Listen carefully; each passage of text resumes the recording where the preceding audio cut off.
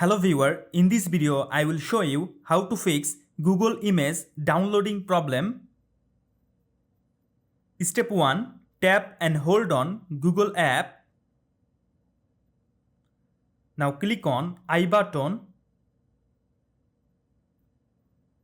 Now go to permission.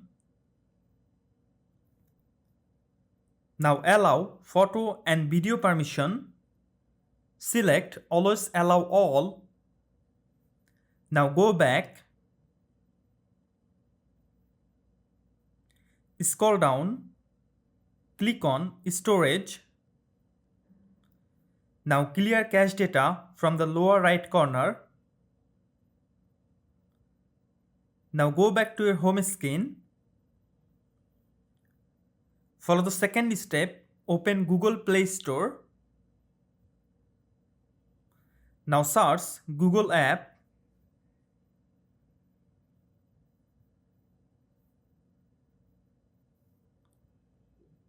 From here, update your Google app and download Google update version.